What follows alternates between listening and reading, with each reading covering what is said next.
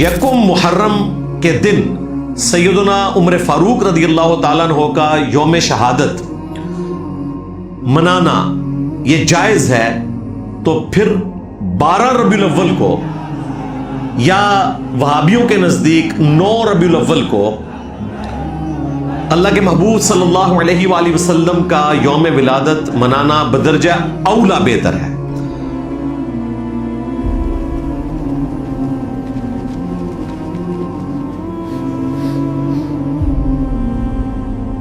कराची शहर में बहुत बड़ा जुलूस सैयदना अमीरुल मोमिनीन उमर इब्न खत्ताब रदियल्लाहु तआला अन्हु व अलैहिस्सलाम के यौम शहादत के पॉइंट ऑफ व्यू से निकाला और उसके लिए तारीख उन्होंने यकम मुहर्रम की रखी।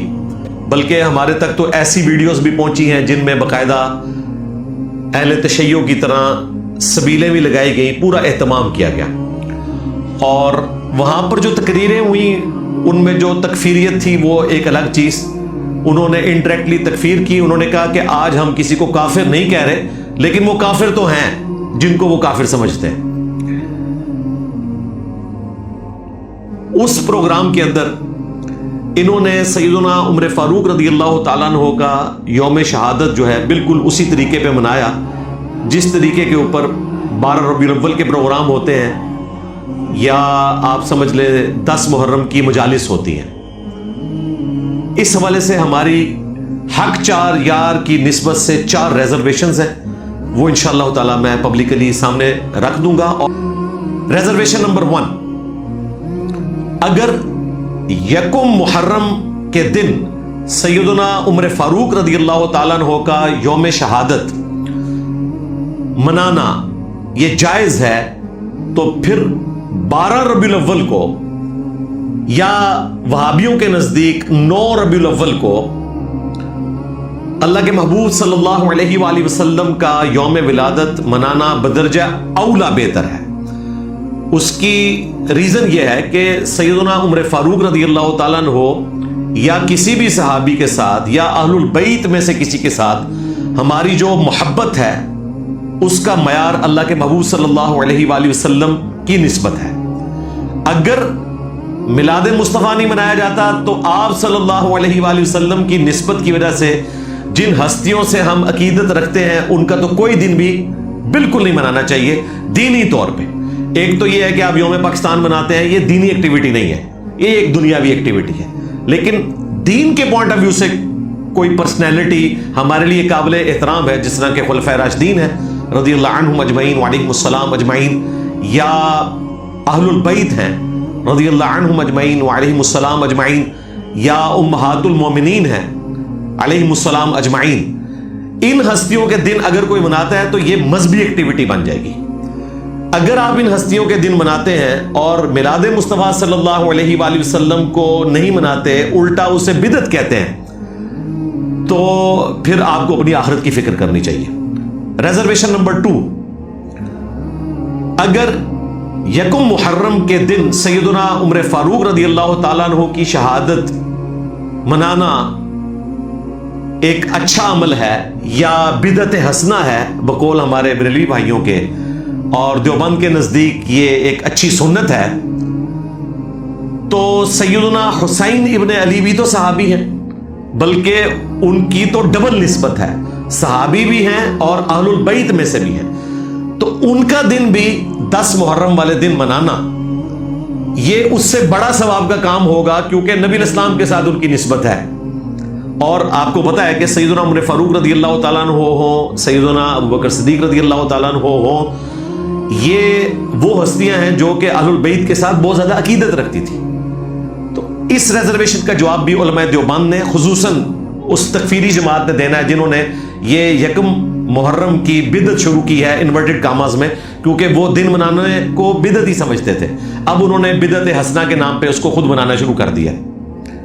रिजर्वेशन नंबर 3,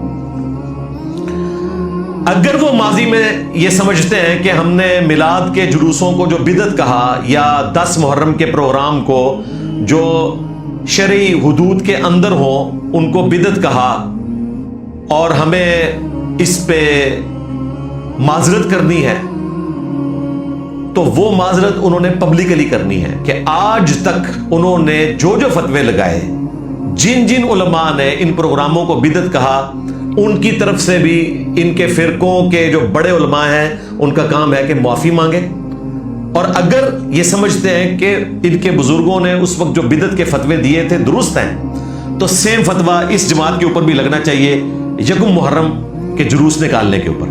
اب عوام الناس فیصلہ کریں گے کہ آپ کا جو یہ مقدمہ ہے یہ دلائل کے اوپر مبنی ہے یا بزرگ پرستی کے اوپر مبنی ہے، یہ اب فیصلہ کرنا ہے عوام الناس نے انشاءاللہ تعالی۔ اور ہمارے نزدیک تو اگر آپ نے دوگلی پالیسی اختیار کی کہ آپ نے میلاد کے جلوس کو غلط کہا، 10 محرم کے جلوس کو غلط کہا اور یکم محرم کے جلوس کو صحیح کہا، تو پھر ہم آپ کے اوپر ناسبیت کا فتویٰ لگانے میں حق و جانب ہے کہ آپ کی صرف ٹسل جو ہے وہ 10 محرم کے دن کے ساتھ ہے، اور آپ نے یہ چاہا کہ آپ 10 محرم کے دن کی اس اہمیت کو ڈیلیوٹ کرنے کے لیے پیرلل میں یکم محرم کی ایک ایکٹیویٹی لانچ کرتے ہیں، کیونکہ سب کچھ اسی طریقے سے ہو رہا ہے، صرف ماتم نہیں ہو رہا، باقی سبیلیں بھی لگی ہوئی ہیں، جلسے جلوس بھی ہو رہے ہیں، نعرہ بازی بھی ہو رہی ہے، اور اس میں بڑی جوشیلی قسم کی تقریریں بھی ہو رہی ہیں۔ فرق کوئی نہیں ہے سوائے ایک باریک سے فرق ہے، اور ظاہر ہے کہ وہ بہت بڑا فرق ہے۔ یہ ایک الگ بات ہے کہ اہل تشیع کا عقیدہ کیا ہے، وہ اس کو عقیدہ سمجھ کے کر رہے ہیں۔ ہمارے نزدیک جو وہ کچھ کرتے ہیں، چاہے وہ جھولے نکالنا ہو، چھریوں کا ماتم ہو، زنجیر کا ماتم ہو، آگ پر ماتم ہو، گولی کا ماتم ہو، یہ تمام چیزیں بدعت ہیں ہمارے نزدیک۔ لیکن ہمارے نزدیک یکم محرم کے بھی اس طرح کے جلوس نکالنا بھی بدعت ہے۔ ہم تو ایک ہی رول کے مطابق سارے معاملات کو لے کے چلتے ہیں، یہ اب انہوں نے فیصلہ کرنا ہے۔ اور چوتھی حق چار یار کی نسبت سے جو ریزرویشن ہے وہ یہ ہے کہ یکم محرم سیدنا عمر فاروق رضی اللہ تعالیٰ عنہ علیہ السلام کا یوم شہادت ہے ہی نہیں ہے، یہ ٹوٹلی آپ نے جھوٹ بولا ہے مسلم امت کے ساتھ، اور آپ کے علماء کو اس بات کا پتہ ہے کہ یکم محرم بالکل ثابت نہیں ہے سیدنا عمر فاروق رضی اللہ تعالیٰ عنہ کا یوم شہادت۔ اس کی دلیل میں چند ایک ریفرنسز رکھوں گا، اور میں امید کرتا ہوں علماء دیوبند سے کہ وہ اپنے اس معاملے میں توبہ کریں گے، اور اگر انہوں نے توبہ نہیں کرنی تو اگلے سال ایٹ لیسٹ جو اوریجنل دن ہے سیدنا عمر کی شہادت کا، اس دن یہ جلوس نکالیں، سبیلے لگائیں، جس کو وہ درست سمجھتے ہیں۔ صحابہ کرام علیہ رضوان کے حالات زندگی پر جو 3 مشہور کتابیں ہیں امت میں، ان میں پہلے نمبر کے اوپر کتاب ہے الاستیاب، امام ابن عبد البر کی کتاب ہے، المتوفا 463 ہجری، بہت بڑے مالکی عالم گزرے ہیں، اور انہوں نے الموطا امام مالک کی شرح بھی لکھی ہے، الاستذکار۔ انہوں نے بھی سیدنا عمر فاروق رضی اللہ تعالیٰ عنہ کے یوم شہادت کے حوالے سے بتایا کہ وہ کون سی تاریخ ہے، وہ میں بعد میں بتاتا ہوں۔ سیم وہی تاریخ اسد الغابہ امام ابن اثیر المتوفا 630 ہجری، انہوں نے بھی وہی ڈیٹ بتائی ہے، اور اسی کی شرح لکھی ابن حجر اسقلانی المتوفا 852 ہجری الاصابہ کے نام سے، آلموسٹ 8000 کے قریب صحابہ کرام کے حالات زندگی اس میں موجود ہیں۔ انہوں نے بھی یہی تاریخ بتائی، اور وہ تاریخ ہے 26 ذو الحجہ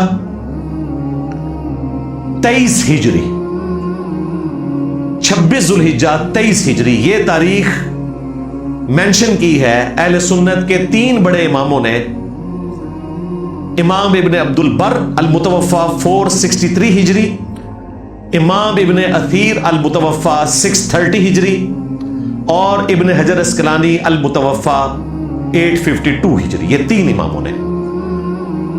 اس سے بڑھ کر جو ہمارے لیے اہمیت کی حامل ہے چیز، وہ احادیث کی کتابیں ہیں۔ ان کی طرف جانے سے پہلے میں یہ بتا دوں کہ اسد الغابہ کے اندر 26 تاریخ کو انہوں نے مینشن کیا، اور اسی کو پریفریبل کہا۔ یکم محرم کا ذکر نہیں ہے، البتہ یہ ہے کہ جب دفنا کر فارغ ہوئے تو یکم محرم کا چاند نظر آ چکا تھا، تب بھی وہ آخری تاریخ ہی بنتی ہے، تو شہید تو اس سے پہلے ہوئے، اس کے بعد ظاہر ہے کہ کفن دفن میں ٹائم لگا۔ کسی اعتبار سے بھی یکم محرم مینشن نہیں ہوئی ان 3 بڑی کتابوں میں۔ چلیں اس کے اوپر تو کوئی اعتراض بھی کر سکتا ہے. آپ ظاہر ہے اعتراض کریں گے کہ تاریخ کی کتابیں ہیں, حدیث کی کتاب کا حوالہ دیں. ہمارے پاس تو حدیث کی کتاب میں بھی ریفرنس موجود ہے, ان کے پاس تو بالکل کوئی موجود نہیں ہے. صحیح مسلم میں حدیث ہے کہ سیدنا عمر فاروق رضی اللہ تعالیٰ عنہ اپنے آخری حج سے جب واپس آئے 23 ہجری کے اندر, تو انہوں نے مدینہ شریف میں ایک خطبہ دیا جمعے کے دن, اور وہ کافی تفصیلی خطبہ ہے. اس میں انہوں نے یہ بھی فرمایا کہ میں نے ایک خواب دیکھا ہے کہ ایک مرغ نے مجھے خواب کی حالت میں 3 ٹھونگے ماری ہیں, تو میں نے اس کی تعبیر یہ کی ہے کہ شاید عنقریب مجھے شہید کر دیا جائے, اور مجھے اللہ تعالیٰ سے امید ہے کہ اللہ تعالیٰ اپنے اس دین کو بے یار و مددگار نہیں چھوڑے گا, جو بہتری ہوگی وہ فرما دے گا.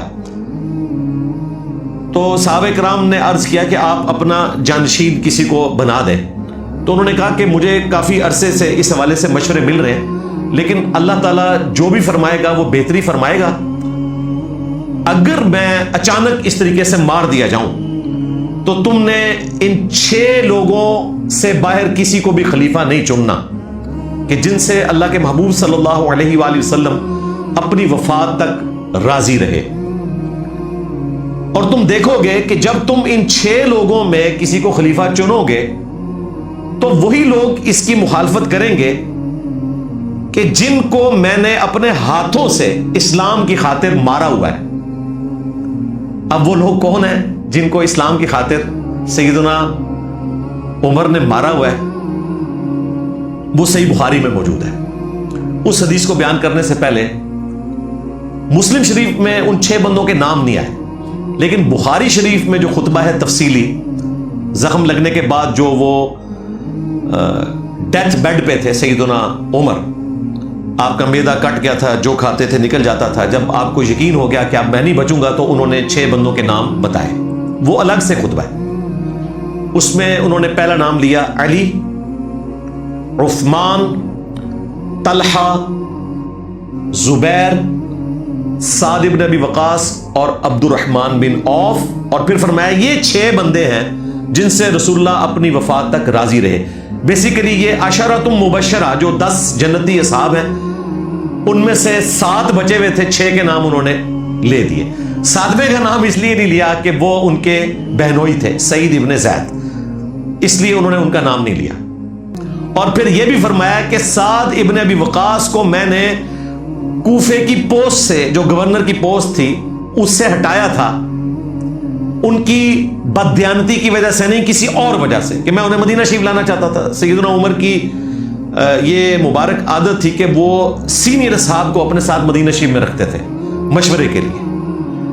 تو انہوں نے کہا کہ میں نے اس کو بدنیتی کی وجہ سے نہیں ہٹایا تھا, لہٰذا میرا ان کو گورنری کے عہدے سے معزول کرنا تمہیں اس چیز میں رکاوٹ نہ بنا لے کہ تم انہیں میرے بعد خلیفہ ہی نہ چنو کہ ان کو حضرت عمر نے فارغ کر دیا تھا. اس کو بنیاد نہ بنانا, اگر تم اسے بھی خلیفہ چنتے ہو نا ان 6 میں سے تو اس میں بھی کوئی حرج نہیں. یعنی انہوں نے بالکل وہم نکالا. کافی لمبا خطبہ ہے, کئی صفحوں میں پھیلا ہوا ہے, بڑا رکت انگیز. میں نے اپنے کربلا والے ریسرچ پیپر میں بھی اس کا ذکر کیا ہے. پھر جو صحیح بخاری کی حدیث جس کا میں نے اشارتاً ذکر کیا کہ وہ لوگ کون سے ہیں جن کو سیدنا عمر نے اپنے ہاتھوں سے مارا تھا. ویسے تو علماء کا کام ہے بتائیں, لیکن مجھے پتا ہے علماء نے نہیں بتانا, اکثر کو تو پتہ نہیں, جن کو پتہ ہے وہ ڈرتے ہیں. وہ صحیح بخاری میں موجود ہے. سیدنا عمر کے اپنے بیٹے نے بتا دیا, عبداللہ ابن عمر نے, کہ وہ کون سے لوگ ہیں جن کو سیدنا عمر نے اسلام کی خاطر مارا, اور سیدنا عمر کو خطرہ تھا کہ اگر ان 6 بندوں میں سے کسی کو خلیفہ چنا گیا تو وہ مخالفت میں آ جائیں گے. اور وہ آ گئے چوتھے خلیفہ کی مخالفت میں, سیدنا علی ابن ابی طالب کی مخالفت میں جنگ صفین کے اندر. اشارہ موجود ہے, بلکہ واضح نام آیا اس کے اندر صحیح بخاری کے اندر. عبداللہ ابن عمر رضی اللہ تعالیٰ عنہ کہتے ہیں کہ جب تحکیم کے مسئلے کے بعد سیدنا علی رضی اللہ تعالیٰ عنہ اور حضرت معاویہ رضی اللہ تعالیٰ عنہ کے درمیان ایک علیحدگی کا معاملہ ہوا, تو حضرت معاویہ رضی اللہ تعالیٰ عنہ مدینہ شریف آئے اور وہاں انہوں نے ایک خطبہ دیا. وہ کہتے ہیں کہ جو میری بہن ہے سیدہ حفصہ سلام اللہ علیہا، جو نبی اسلام کی زوجہ بھی ہیں، ہماری ماں بھی ہیں، ام المومنین، انہوں نے مجھے کہا کہ عبداللہ تم جا کر اس سرمنی میں حصہ لو جس میں حضرت معاویہ رضی اللہ تعالیٰ عنہ مدینے کے عوام سے خطاب کر رہے ہیں۔ وہ کہتے ہیں کہ میں ریلیکٹڈ تھا، لیکن میری بہن نے مجھے بھیجا کہ کہیں میری غیر موجودگی کو کچھ اور ہی نہ سمجھ لیا جائے، تو میں چلا گیا۔ وہاں پر حضرت معاویہ نے خطبہ دیتے ہوئے کہا کہ تم میں سے جو کوئی اس امر خلافت میں اپنے آپ کو حقدار سمجھتا ہے تو وہ اپنا سینگ اٹھائے۔ یہ محاورتاً بات ہوتی ہے، ویسے تو انسان کے سینگ نہیں ہوتے، لیکن عرب کے لوگوں کو جب غصہ آتا تھا وہ اسی طریقے سے گفتگو کرتے تھے کہ اپنا سینگ اٹھائے، میں اس کے باپ سے بھی زیادہ خلافت کا حقدار ہوں۔ اچھا، یہ معاملہ مکمل ہو گیا، خطبہ ختم ہو گیا۔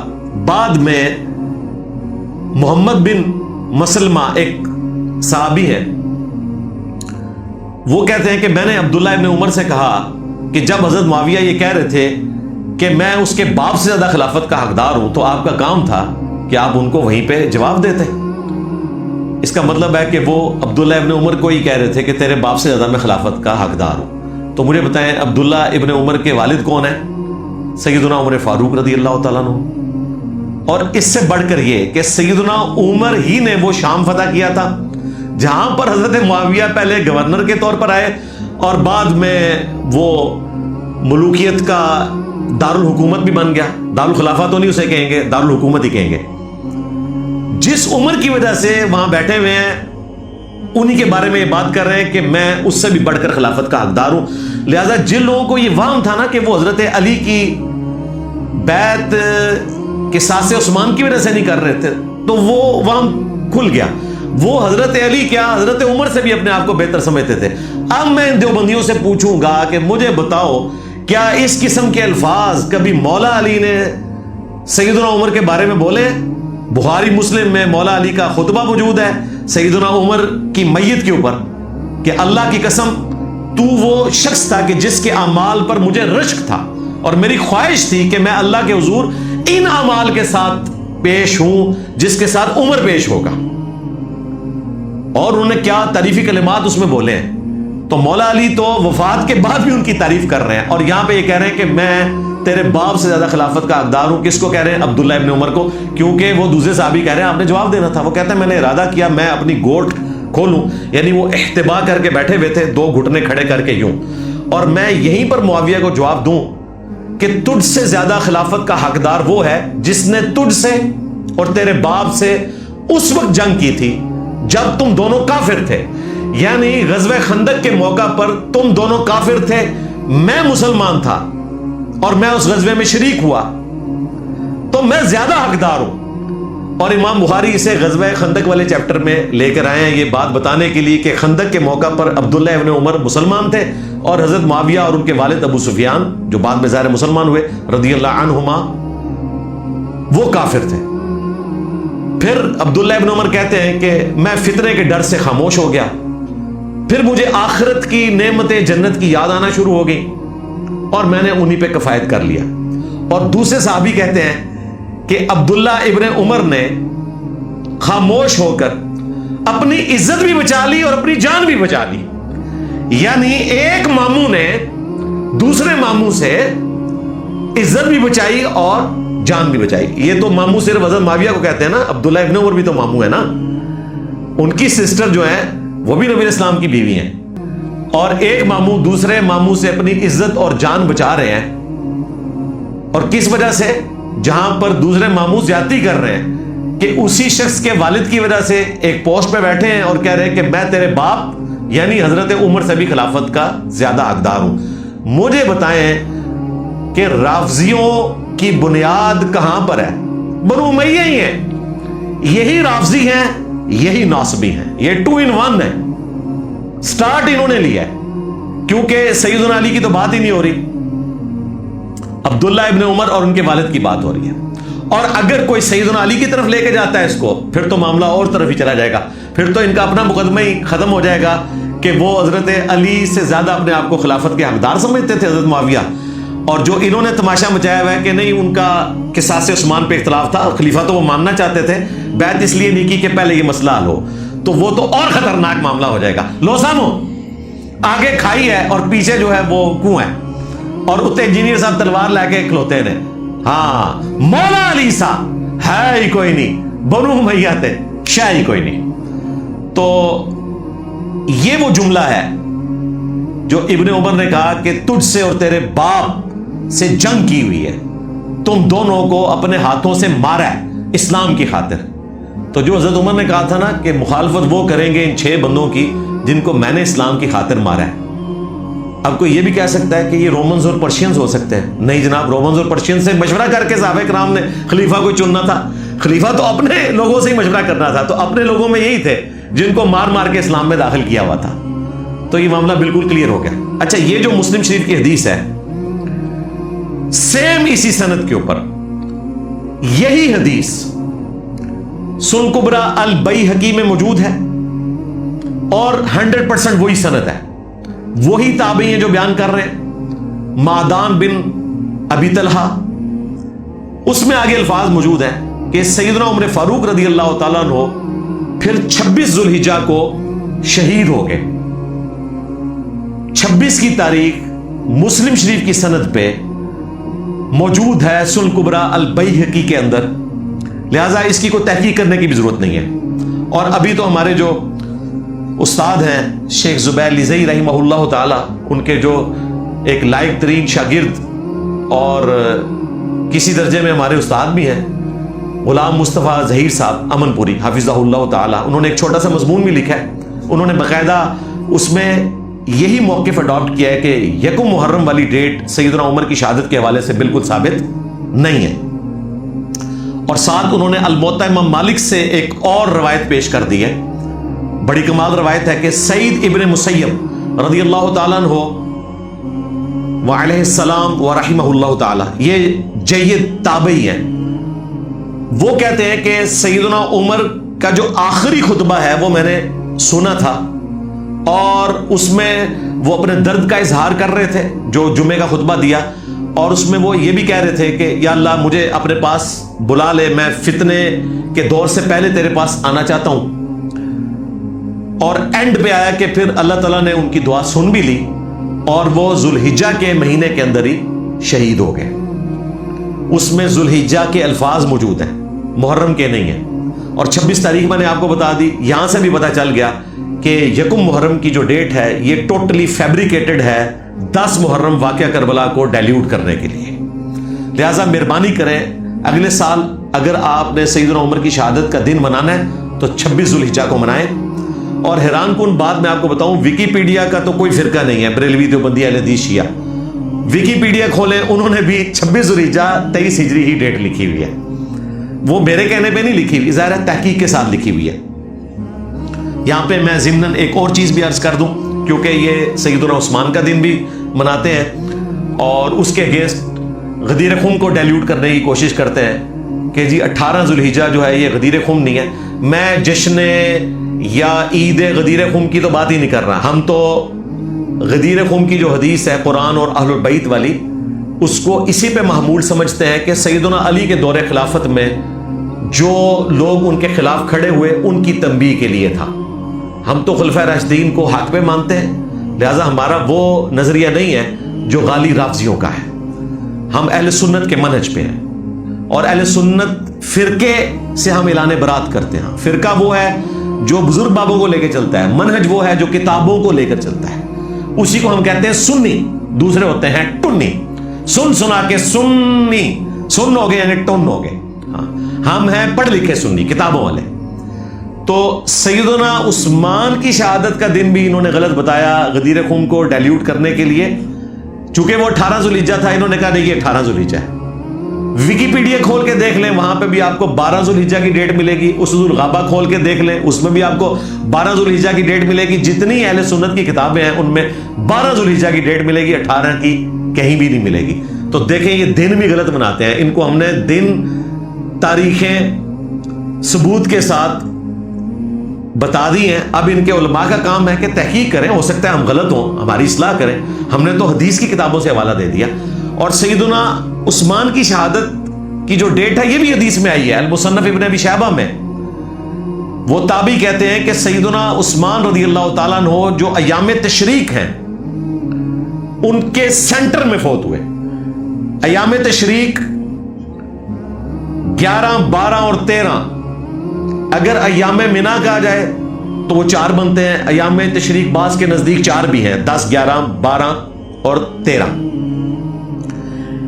ان کے نزدیک 11, 12, 13 ایام تشریق ہے, تو اس کا سینٹر نکالیں تو وہ 12 ہی بنتا ہے. اور اگر 10 کو بھی شامل کر لیں تب بھی سینٹر میں یا 11 بنے گا یا 12 بنے گا.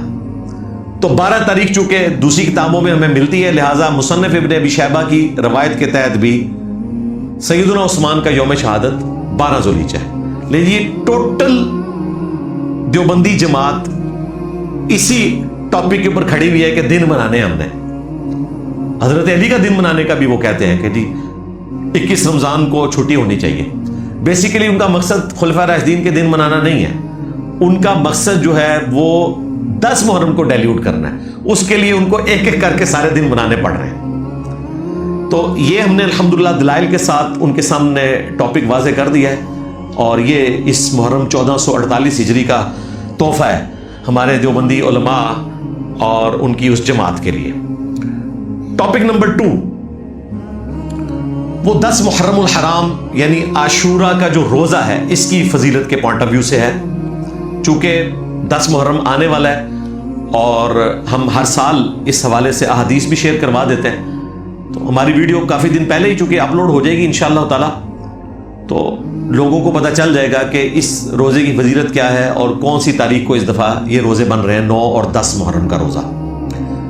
سورہ توبہ کی آیت نمبر 36 میں اللہ تبارک و تعالیٰ نے ارشاد فرمایا کہ جب سے اللہ تعالیٰ نے زمین و آسمان کو پیدا فرمایا ہے سال کے 12 مہینے ہیں, ان میں سے 4 حرمت والے ہیں جن کے اندر جنگ کرنا منع ہے, الا یہ کہ آپ پر جنگ مسلط کر دی جائے. قرآن پاک میں وہ 4 مہینے بائی نیم مینشن نہیں ہوئے.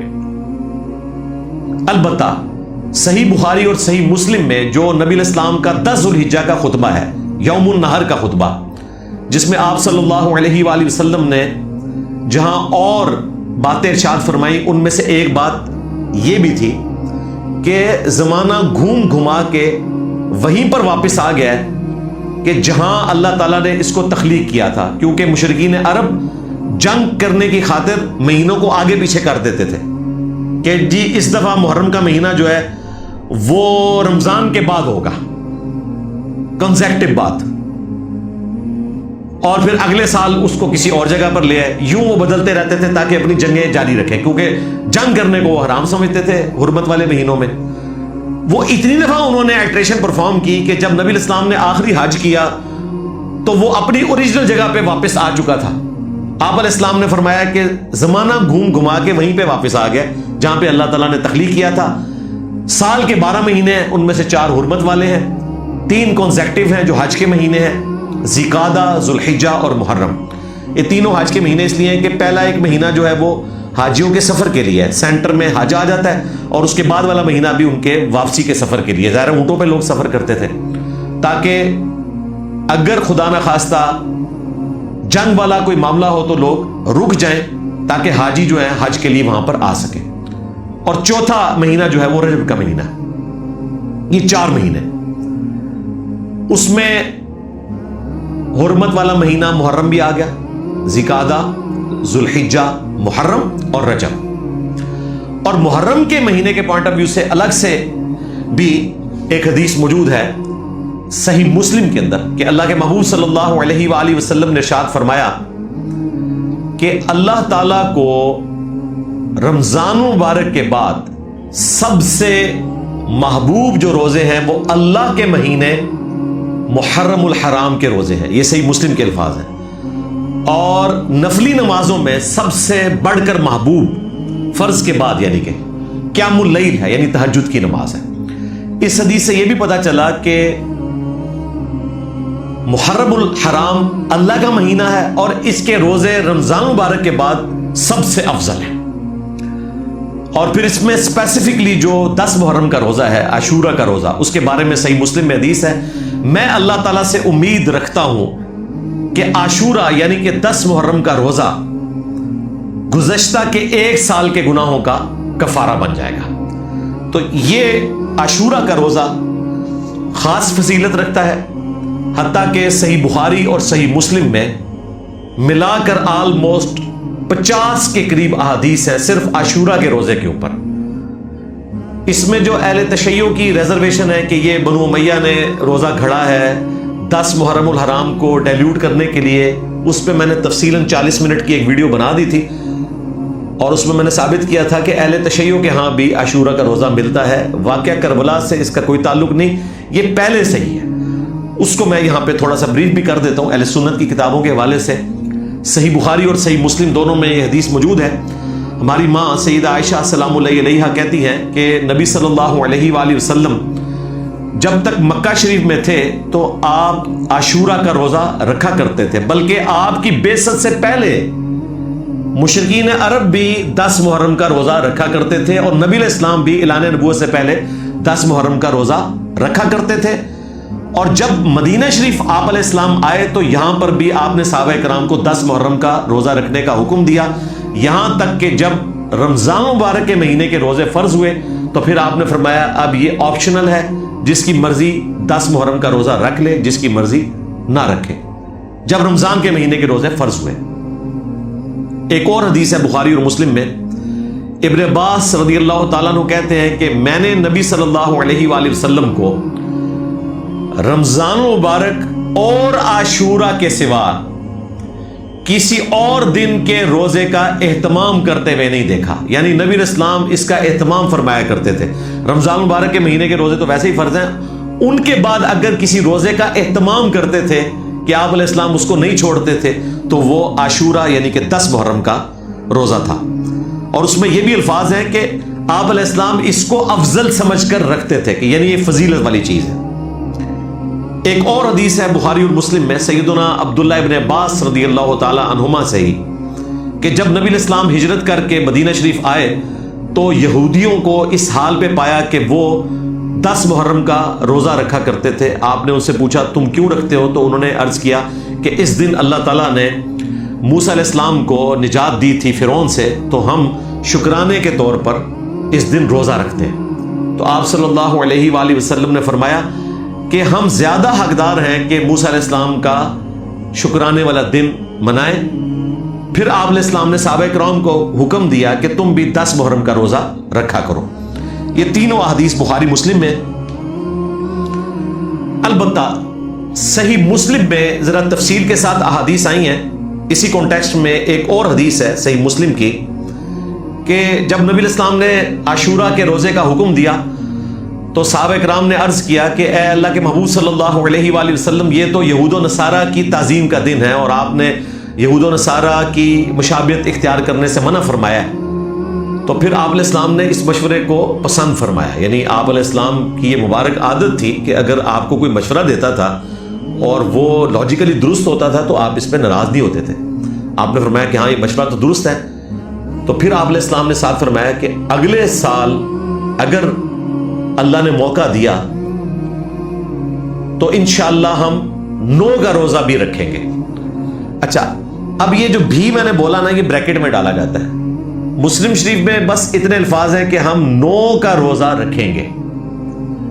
اس کی وجہ سے بعض جو غیر مقلد علماء ہیں، اہل حدیث نہیں میں کہتا، اہل حدیث تو وہ ہوتے ہیں جو سلف کے منہج کے مطابق قرآن و سنت کو سمجھتے ہیں۔ ایک غیر مقلد عالم جو اپنے آپ کو اہل حدیث سمجھتے تھے اور ہمارے استاد شیخ زبیر علی زئی رحمہ اللہ کے استاد تھے، عبد المنان نور پوری رحمہ اللہ تعالی، وہ لوگوں کو ایمفسائز کرتے تھے کہ عاشورہ کا روزہ جو ہے وہ 9 محرم کو رکھنا چاہیے، 10 محرم کو نہیں رکھنا چاہیے۔ حالانکہ اپنی عقل سے بھی اگر کوئی کام لے کہ عاشورہ کا تو مطلب ہی 10واں دن ہے، تو 10ویں دن کا روزہ 9ویں دن کیسے رکھا جا سکتا ہے؟ ایک نان سینس بات ہے وہ اس حدیث کی وجہ سے۔ حالانکہ وہ اس سے متعلقہ باقی حدیث پڑھتے تو ان کو مقدمہ کھل جاتا۔ مسلم شریف میں ہی موجود ہے، ایک تابعی نے آ کے عبداللہ ابن عباس سے پوچھا کہ آپ یہ جو عاشورہ کی حدیثیں بیان کرتے ہیں تو مجھے بتائیں میں عاشورہ کا روزہ کب رکھوں؟ تو انہوں نے فرمایا جب محرم کا چاند نظر آئے تو تم دن گننے شروع کرو، اور جب 9 تاریخ آئے تو وہاں سے اپنے روزے کا آغاز کرو۔ یہ الفاظ ہی بتا رہے ہیں کہ آغاز 9 سے ہونا ہے، مراد یہ کہ 9 کا بھی رکھنا ہے اور 10 کا بھی رکھنا ہے، اس لیے بریکٹ میں آگے لکھا ہوتا ہے کہ آغاز 9 سے ہو رہا ہے، ورنہ وہ کہتے ہیں کہ صرف 9 کا ہی رکھو، آغاز 9 سے کرو۔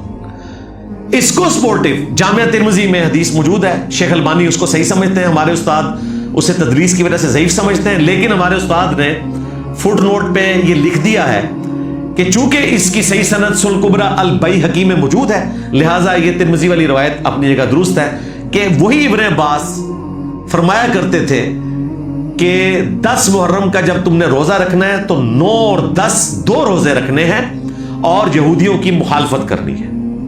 تو معاملہ بالکل کھل گیا۔ مسند امام احمد میں ایک کمزور سند کے ساتھ روایت ہے، اور اجتہاداً اس کو بھی لیا جا سکتا ہے اس حوالے سے کہ اس میں عبداللہ ابن عباس کا قول ہے کہ یا تو 10 محرم سے پہلے ایک روزہ ایڈ کرو یا بعد میں کرو، یعنی 9 اور 10 رکھو یا 10 اور 11 رکھو تاکہ یہودیوں کی مخالفت ہو، لیکن یہ روایت کمزور ہے۔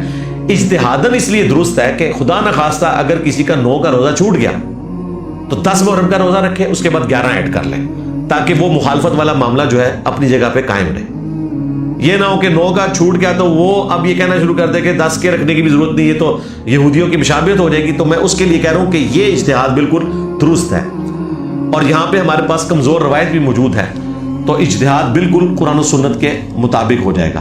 تو اس سال 1448 ہجری جو آغاز ہوا، انشاءاللہ پاکستان میں 25 اور 26 جون 2026، 9 اور 10 محرم الحرام 1448 ہجری ہوگا انشاءاللہ تعالی، اور کوشش کریں کہ خود بھی یہ روزہ رکھیں، کیونکہ صحیح مسلم میں حدیث ہے کہ یہ گزشتہ کے 1 سال کے گناہوں کا کفارہ ہے۔